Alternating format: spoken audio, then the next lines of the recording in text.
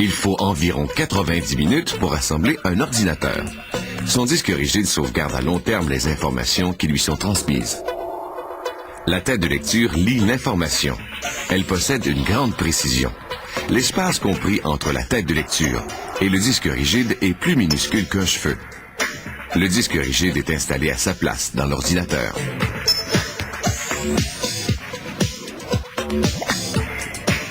Il existe deux autres unités de sauvegarde des informations. Le lecteur de disque amovible de 3 pouces et le lecteur de CD-ROM, qui permet de lire et d'exécuter des programmes enregistrés sur des disques compacts. Ces deux unités sont mises en place. La colonne vertébrale de l'ordinateur, c'est la carte mère. C'est à cette composante que sont connectées les autres pièces de l'ordinateur. Ce refroidisseur dissipe la chaleur générée par le chipset. Certaines cartes de son sont intégrées directement à la carte mère.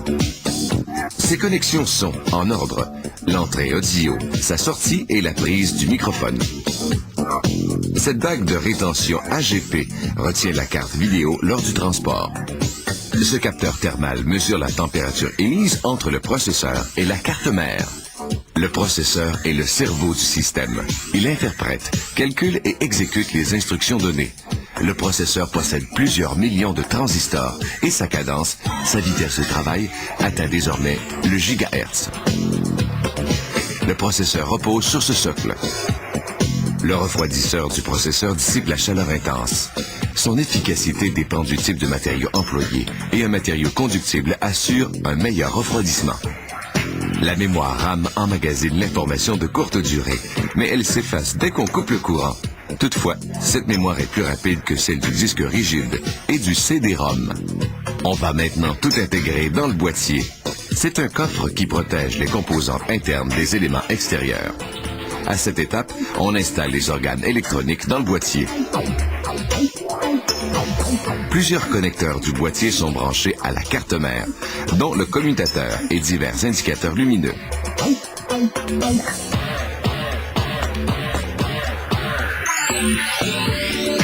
Ceci est la sortie du connecteur de la carte vidéo qui relie l'ordinateur au moniteur télé. On voit aussi la puce vidéo qui crée des images en 2 et 3 dimensions. Voici la mémoire vidéo. Plus sa capacité est élevée, plus l'image affichée par le moniteur sera nette. La carte vidéo est mise en place. Le modem fait communiquer deux ordinateurs. Ces condensateurs rendent le signal téléphonique parfaitement pur pour faciliter les communications. Ce connecteur de puce modem contrôle l'information qui circule entre les deux ordinateurs. Le fax modem est installé. Le bloc d'alimentation transforme l'électricité selon le voltage requis par les différentes composantes.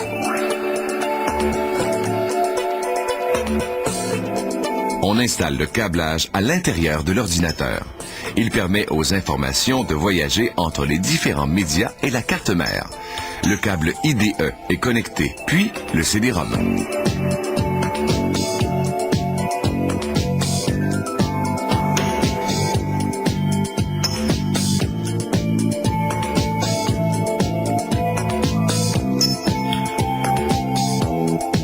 Les derniers fils électriques sont branchés aux différents organes de l'ordinateur.